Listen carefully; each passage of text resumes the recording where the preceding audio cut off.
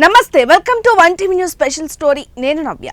జమ్మూ కాశ్మీర్ లో పహల్గాం దాడి తర్వాత భారత్ పాక్ల మధ్య ఉద్రిక్తతలు నెలకొన్నాయి. సింధు జలాల ఒప్పందం రద్దు చేసింది భారత్. దీనికి ప్రతిగా పాకిస్తాన్ కూడా రద్దు చేసింది. ఈ ఒప్పందాల రద్దులతో ఎవరికి నష్టం? ఒప్పందాల రద్దు యుద్ధానికి దారితీస్తోందా? తక్షణం నష్టం లేకపోయినా మెల్లగా నొప్పి తెలుస్తోందా? ఒప్పందాల రద్దుపై నిపుణులు ఏమంటున్నారు? సింధు జలాల నిలిపివేతతో తీవ్ర పరిణామాలుంటాయా? Let's watch the story.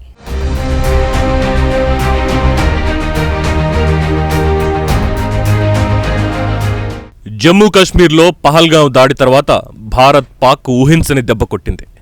New Delhi military చర్యలు తీసుకుంటుందని ఊహించిన పాక్ సైనికాధికారులు సరిహద్దుల్లో తమ వనరులు మోహరించుకుని కూర్చున్నారు.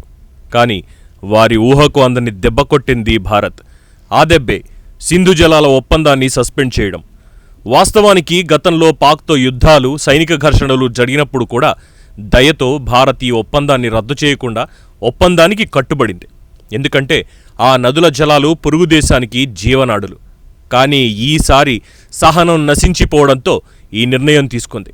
ప్రపంచంలోనే అత్యంత విజయవంతమైన నీటి పంపిణీ ఒప్పందాలలో సింధు జలాల ఒప్పందం ఒకటి. 1960లో ప్రపంచ బ్యాంకు మధ్యవర్తిత్వంతో భారత్, పాక్ దీనిని కుదుర్చుకున్నాయి. 6 నదుల నీటిని ఇరు దేశాలు పంచుకున్నాయి. ఈ ఒప్పందంలో భాగంగా సింధు నది సహా దాని ఉపనదులైన జీలం, చీనాబ్ నదుల నీరు పాకిస్తాన్కి దక్కింది. ఇదే క్రమంలో సింధు నది మిగిలిన ఉపనదులైన రావి, బియాస్, సట్లెజ్ నీళ్లు భారత్కి దక్కాయి. అయితే బియాస్, సట్లెజ్ జలాలు కూడా పాకిస్తాన్కి వెళుతూ ఉంటాయి. దీంతో భారత్ ఈ నదుల్లో ప్రవహించే నీటిని పాక్కు చేరేలా వాడుకోవాలి. అంటే జల విద్యుత్ ఉత్పత్తి వంటి వాటికి మాత్రమే ఉపయోగించాలి. కానీ పాకిస్తాన్ ఈ నీటిపైనే ఆధారపడింది. దీనిని దృష్టిలో ఉంచుకునే ఎన్ని సంఘర్షణలు జరిగినా భారత్ దయతో ఈ ఒప్పందాన్ని కొనసాగించింది. సింధు జలాల ఒప్పందం భారత్ నిలిపివేయడంతో పాకిస్తాన్ను ఎడారిగా మారే అవకాశం ఉందని నిపుణులంటున్నారు. ఆ దేశంలో నీటి సరఫరా అత్యధికంగా ఈ నదులపైనే ఆధారపడింది. ఆ దేశంలో 23.7 కోట్ల మంది ప్రజల తాగునీటి అవసరాలకు ఈ జలాలను వాడతారు. కరాచీ, లాహోర్, ముల్తాన్ నగరాల తాగునీటి కోసం నేరుగా ఈ నదుల నీటినే ప్రజలకు అందిస్తున్నారు. పాకిస్తాన్ వ్యవసాయానికి వాడే నీటిలో 80% ఈ ఒప్పందం కింద లభించేదే. ఈ జలాలతో 16 లక్షల హెక్టార్ల భూమి సాగవుతుంటుంది. ముఖ్యంగా పాకిస్తాన్ రాజకీయాలు, సైన్యాన్ని శాసించే పంజాబ్, సింధ్ ప్రావిన్స్లకు ఈ జలాలు జీవనాడి వంటివి. ఆ దేశ జీడీపీలో 23% వ్యవసాయం నుంచే లభిస్తుంది. ఇక గ్రామీణ ప్రాంతాల్లో 68% ప్రజలు దీనిపైనే ఆధారపడ్డారు. సింధు బేసిన్ నుంచి పాకిస్తాన్కి 154.3 మిలియన్ ఎకరాల అడుగుల నీరు ఏటా సరఫరా అవుతోంది. ఆ దేశ ఆహార భద్రతకి ఇది చాలా కీలకం. పాకిస్తాన్ ఇప్పటికే తీవ్రమైన నీటి కరువులో ఉంది. ఆ దేశ ఇరిగేషన్ మేనేజ్మెంట్ అధ్వాన్న స్థితికి చేరింది. భూగర్భ జలాలు పడిపోతున్నాయి. కొన్ని ప్రాంతాల్లో ఉప్పు నీరు చొచ్చుకొస్తోంది.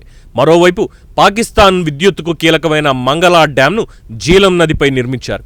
ఇది ఏటా ఆ దేశ విద్యుత్ ఉత్పత్తిలో 8% ఇక్కడి నుంచే జరుగుతుంది. ఇక సింధు నదిపై నిర్మించిన తర్బేలా డ్యాం పాక్ వినియోగంలో 16% సమానమైన విద్యుత్తును తయారు చేస్తుంది. తాజాగా సింధు జలాల ఒప్పందంతో పాకిస్తాన్లో 24% జల విద్యుత్తుపై ప్రతికూల ప్రభావం పడనుంది. పాకిస్తాన్లో ఎక్కువ శాతం హైడ్రో పవర్ మీదే ఆధారపడి ఉంది. హిమాలయ నదులు ఎప్పుడూ ఎండిపోవు. సంవత్సరం పొడవునా ప్రవహిస్తూనే ఉంటాయి. వర్షాకాలంలో వర్షాలకు నదులు నిండిపోతాయి. వేసవికాలంలో ఎండకి మంచు కరిగి నదుల్లోకి నీరు ప్రవహిస్తుంది. దీంతో నదులు నిరంతరాయంగా ప్రవహిస్తూనే ఉంటాయి. అందుకే వాటిని జీవనదులన్నారు. మరోవైపు తనకు ఇప్పటికే వస్తున్న నీటిని నిల్వ చేసుకునే సామర్థ్యం పాకిస్తాన్కి లేదు. అక్కడ మంగళ, తర్బేలా డ్యాంలు మాత్రమే 14.4 MF నీటిని మాత్రమే నిల్వ చేయగలవు. పాకిస్తాన్కు వాటాగా ఏటా లభించే నీటిలో ఇది 10%కి సమానం. పాకిస్తాన్ జీడీపీలో 25% ఈ నదుల నుంచే లభిస్తోందంటే భారత నిర్ణయం ఆ దేశాన్ని భవిష్యత్తులో ఎలా ప్రభావితం చేయనుందో అర్థం చేసుకోవచ్చు. సహజంగా నదికి ఎగువ భాగాన ఉన్న దేశానికే ఆ నదులపై ఎక్కువ గుత్తాధిపత్యం ఉంటుంది. ఈ నదులన్నీ భారత్ గుండా పాకిస్తాన్లోకి ప్రవహించేవే. ఎగువ దేశంగా భారత్కి అధిక ఆప్షన్లుంటాయి. సింధు జలాల ఒప్పందం రద్దును భారత్ చర్యలలో తొలి అడుగుగా చెప్పొచ్చు. పాకిస్తాన్కు గట్టి దెబ్బగా ఈ సస్పెన్షన్ని చూడొచ్చంటున్నారు నిపుణులు. ఇక ఒప్పందం రద్దుకు సరైన ప్రొవిజన్లంటూ ఏమీ లేవు. కానీ Vienna convention on law of ట్రీటీస్లో ఆర్టికల్ 62 ప్రకారం పరిస్థితులు విషమిస్తే ఇలాంటి ఒప్పందాలని రద్దు చేసుకోవచ్చు అని ఉంది. సింధు జలాల ఒప్పందం కింద కిషన్ గంగా, ఇతర రిజర్వాయర్లలో పేర్కొన్న బురదను తొలగించేందుకు నీటి విడుదలను ఈ ఒప్పందం ఆపుతుంది. ఎందుకంటే ఇప్పుడు నీరు దిగువకు విడుదల చేస్తే మళ్లీ నీరు నింపేందుకు ఆగస్టు వరకు ఎదురు చూడాల్సిందే. తాజాగా ఒప్పందం సస్పెన్షన్తో ఎప్పుడంటే అప్పుడు దిగువకు నీరు విడుదల చేసి తాజా నీటిని నింపుకునే అవకాశం లభిస్తుంది. నిజంగా భారత్ ఇలా చేస్తే పాక్లోని పంజాబ్ ప్రావిన్స్లో పంటలు తీవ్రంగా దెబ్బతింటాయి అని నీటిపారుదల రంగ నిపుణులు చెప్తున్నారు. ఇక వర్షాకాలంలో నీటి నిల్వలపై ఆంక్షలు తొలగినట్లే అంటున్నారు.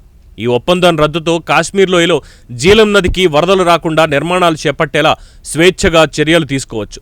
భారత నిర్ణయం ప్రభావం తక్షణమే పాకిస్తాన్పై కనిపించకపోవచ్చు. నీటి ప్రవాహాన్ని వెంటనే ఆపడం సాధ్యం కాదు. సింధు జలాలను నిల్వ చేయడానికి, మళ్లించడానికి తగిన వసతులు ప్రస్తుతానికి భారత్లో లేవు.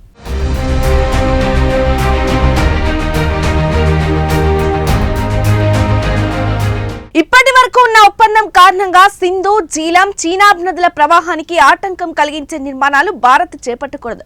ఒప్పందం నిలిపివేతతో భారత్ స్వేచ్ఛగా నిర్మాణాలు చేపట్టవచ్చు. కాకపోతే తక్షణమే 5 నుంచి 10% ప్రవాహాన్ని మాత్రం తగ్గించగలదు.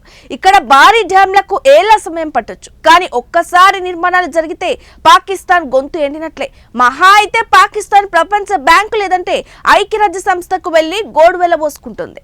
భారత్ సింధు జలాల ఒప్పందం రద్దు చేస్తే దానికి ప్రతిగా పాకిస్తాన్ కూడా సిమ్లా ఒప్పందాన్ని రద్దు చేసుకుంది. భారత్ పాకిస్తాన్ల మధ్య దశాబ్దాల నాటి ద్వైపాక్షిక సంబంధాలకు నిదర్శనంగా నిలిచిన చారిత్రాత్మక సిమ్లా ఒప్పందాన్ని సస్పెండ్ చేస్తున్నట్లు పాకిస్తాన్ సంచలన ప్రకటన చేసింది. పహల్గాంలో జరిగిన ఉగ్రదాడి నేపథ్యంలో భారత్ తీసుకుంటున్న కఠిన చర్యలకు ప్రతిస్పందనగా ఈ నిర్ణయం తీసుకున్నట్లు ఇస్లామాబాద్ పేర్కొంది. 1971 నాటి ఇండో పాక్ యుద్ధం అనంతరం ఇరు దేశాల మధ్య శాంతిని నెలకొల్పే లక్ష్యంతో 1972లో సిమ్లా ఒప్పందం కుదిరింది. 1971 యుద్ధంలో పాకిస్తాన్పై భారత్ విజయం సాధించి బంగ్లాదేశ్ ఆవిర్భావానికి దోహదపడిన విషయం అందరికీ తెలిసిందే. యుద్ధం తర్వాత ఇరు దేశాల మధ్య సాధారణ సంబంధాలని పునరుద్ధరించేందుకు సిమ్లా ఒప్పందం మార్గం సుగమం చేసింది. 1972 జూలై 2న హిమాచల్ ప్రదేశ్లోని సిమ్లాలో అప్పటి భారత ప్రధాని ఇందిరాగాంధీ, పాకిస్తాన్ అధ్యక్షుడు జుల్ఫికర్ అలీ భుట్టో ఈ ఒప్పందంపై సంతకాలు చేశారు. అప్పటి నుంచి ఇరు దేశాల మధ్య తలెత్తే వివాదాలను శాంతియుతంగా ద్వైపాక్షిక చర్చల ద్వారానే పరిష్కరించుకోవాలన్నది ఈ ఒప్పందంలోని కీలక సూత్రం. మూడో పక్షం జోక్యాన్ని ఇది నివారిస్తుంది. సిమ్లా ఒప్పందం ప్రకారం 1971 నాటి కాల్పుల విరమణ రేఖను నియంత్రణ రేఖ, లైన్ ఆఫ్ కంట్రోల్గా గుర్తించి దానిని ఏకపక్షంగా మార్చరాదని ఇరు దేశాలు అంగీకరించాయి. ఐక్యరాజ్య సమితి చార్టర్ సూత్రాలకు అనుగుణంగా వ్యవహరించాలని, పరస్పర ప్రాదేశిక సమగ్రతను, సార్వభౌమత్వాన్ని గౌరవించుకోవాలని కూడా ఒప్పందంలో స్పష్టంగా పేర్కొన్నారు. పాకిస్తాన్ ప్రకటనపై భారత్ నుంచి ఇంకా అధికారిక స్పందన రాలేదు. సిమ్లా ఒప్పందం సస్పెన్షన్ తక్షణమే క్షేత్రస్థాయిలో పెద్ద మార్పులు తీసుకురాకపోయినా భవిష్యత్తులో దౌత్యపరమైన, సైనికపరమైన ఉద్రిక్తతలు పెరిగేందుకు దారితీయవచ్చని నిపుణులు అంచనా వేస్తున్నారు. వాస్తవానికి సిమ్లా ఒప్పందం కాశ్మీర్ సమస్యపై అంతర్జాతీయ జోక్యాన్ని నివారించిందని భావించారు. కానీ పాకిస్తాన్ ఇప్పటికే చాలాసార్లు కాశ్మీర్ విషయాన్ని అంతర్జాతీయ వేదికలపై ప్రస్తావించింది. అయితే ఇప్పుడు ఎటువంటి దౌత్యపరమైన బాధ్యత లేకుండా ప్రతి అంతర్జాతీయ వేదికపై పాకిస్తాన్ కాశ్మీర్ సమస్యను లేవనెత్తే అవకాశం ఉంటుంది. సిమ్లా ఒప్పందం నుంచి బయటకు వచ్చాక అంతర్జాతీయ మీడియాలో కాశ్మీర్ అంశంపై పాకిస్తాన్ గట్టిగా మాట్లాడుతుందని పాకిస్తానీ విశ్లేషకులు చెప్తున్నారు. సిమ్లా ఒప్పందం రద్దుతో అతి ముఖ్యమైన ఎల్ఓసి సరిహద్దు రేఖకు కట్టుబడి ఉండడం ఇప్పుడు ప్రశ్నార్థకంగా మారుతుంది. ఇన్నాళ్లు దీన్ని స్ట్రిక్ట్గా అమలు చేశారు కాబట్టే ఇరు దేశాల్లో శాంతి నెలకొంది. ఇప్పుడు గనక ఇది లేకపోతే విచ్చలవిడిగా ఎవరికి వారు బార్డర్ని దాటేయొచ్చు. ఇది సైనిక సంఘర్షణలకి దారితీస్తుంది. అంతకంటే ముఖ్యంగా యుద్ధానికి దారితీయొచ్చు. ఇవన్నీ తెలిసే పాకిస్తాన్ ప్రభుత్వం సిమ్లా ఒప్పందాన్ని రద్దు చేసుకుంది అంటే భారత్ని ఖచ్చితంగా యుద్ధానికి ఆహ్వానిస్తున్నట్లే అని నిపుణులు చెబుతున్నారు. దాంతోపాటు కాశ్మీర్, ఇతర సమస్యల పరిష్కారం కోసం పాకిస్తాన్ అంతర్జాతీయ మధ్యవర్తిత్వాన్ని కోరే అవకాశం ఉంటుంది. అయితే ఇందుకు భారత్ ఒప్పుకోవాలి. మన దేశం గనక అంతర్జాతీయ మధ్యవర్తిత్వాన్ని ఒప్పుకోలేకపోతే ఎవ్వరూ ఏమీ చేయలేరు. కానీ యుద్ధం, చొరబాట్ల విషయంలో మాత్రం భారత్ చాలా జాగ్రత్తగా ఉండాల్సిందేనని రక్షణ రంగ నిపుణులు అంటున్నారు. మరోవైపు పాకిస్తాన్లో కొత్త చర్చ జరుగుతోంది. ప్రపంచ బ్యాంకు మధ్యవర్తిత్వంతో సంతకం చేసిన సింధు జలాల ఒప్పందానికి గుడ్ బై చెప్పాలని భారత్ నిర్ణయం తీసుకుంటే ఏ అంతర్జాతీయ సంస్థ మధ్యవర్తిత్వం వహించని సిమ్లా ఒప్పందం నుంచి వైదొలిగే హక్కు కూడా పాకిస్తాన్కు ఉందని పాకిస్తాన్ విశ్లేషకులు అంటున్నారు. భారతదేశం ఏకపక్షంగా సింధు జల ఒప్పందాన్ని నిలిపివేయాలని నిర్ణయించింది. దీనికి ప్రతిగా పాకిస్తాన్ సిమ్లా ఒప్పందం నుంచి వైదొలగాలని, ముఖ్యంగా కాశ్మీర్కు సంబంధించిన విషయాలలో ఈ ఒప్పందం రద్దు చేయాలనే డిమాండ్ పాకిస్తాన్లో పెరిగింది. దీంతో ప్రభుత్వం సిమ్లా ఒప్పందం రద్దు చేసింది. అయితే పాకిస్తాన్ సిమ్లా ఒప్పందాన్ని నిలిపివేయాలని నిర్ణయించగా అది తమకు ప్రయోజనం చేకూరుస్తుందని చాలామంది పాకిస్తానీలు అభిప్రాయపడుతున్నారు. పాకిస్తాన్ భారతదేశానికి వ్యతిరేకంగా మరో నిర్ణయం కూడా తీసుకుంది. ఇకపై పాకిస్తాన్ గగనతలాన్ని ఇండియా ఉపయోగించుకోలేదు. తన గగనతలాన్ని భారత్ ఉపయోగించకుండా చర్యలు తీసుకుంది. ఉత్తర భారత్ నుంచి పశ్చిమ దేశాలకు వెళ్లాలంటే పాకిస్తాన్ గగనతలం మీదుగా వెళ్లాల్సిందే. ఇప్పుడు పాకిస్తాన్ నిర్ణయంతో చుట్టూ తిరిగి వెళ్లాల్సిందే. దీంతో ఇంధన ఖర్చు చాలా ఎక్కువ కానుంది. తద్వారా విమాన ఛార్జీలు కూడా పెరిగే అవకాశం ఉన్నట్లు తెలుస్తోంది. ఒక రకంగా సిమ్లా ఒప్పందం రద్దు వల్ల కలిగే ప్రయోజనాల కన్నా సింధు జలాల ఒప్పందం రద్దు వల్ల పాకిస్తాన్కి ఎక్కువ నష్టం కలుగుతుంది. జమ్మూ కాశ్మీర్లో వాస్తవ సరిహద్దును సమర్థవంతంగా ఏర్పాటు చేసింది సిమ్లా ఒప్పందం. ఏ పక్షము ఈ రేఖను ఏకపక్షంగా మార్చడానికి ప్రయత్నించదని, తద్వారా యథాతథ స్థితిని పటిష్టం చేయాలని స్పష్టంగా పేర్కొంది. చోర్బాట్ లోయలోని తుర్కుద్, చలుంకా వంటి వ్యూహాత్మక జోన్స్ ను యుద్ధంలో నిలుపుకున్న భారత్ శాంతి స్థాపనకు చిత్తశుద్ధి, నిబద్ధతను ప్రదర్శిస్తూ సిమ్లా ఒడంబడిక క్రింద యుద్ధం సమయంలో స్వాధీనం చేసుకున్న 13,000 చదరపు కిలోమీటర్ల భూమిని భారతదేశం తిరిగి పాకిస్తాన్ కు ఇచ్చింది. తక్షణమే కానప్పటికీ ఈ ఒప్పందం బంగ్లాదేశ్ కు పాకిస్తాన్ దౌత్యపరమైన గుర్తింపు ఇచ్చేందుకు తోడ్పడింది. ఒక రకంగా సిమ్లా ఒప్పందం పాకిస్తాన్ కు, బంగ్లాదేశానికి ఉపయోగపడిందని నిపుణులు చెబుతున్నారు. చూడాలి మరి రాబోయే రోజుల్లో ఏం జరుగుతుందో. ఇది వాటి స్పెషల్ స్టోరీ. మరో స్పెషల్ స్టోరీతో మళ్ళీ కలుసుకుందాం. అంతవరకు చూస్తూనే ఉండండి 1TV న్యూస్, ప్రతి క్షణం ప్రజల పక్షం.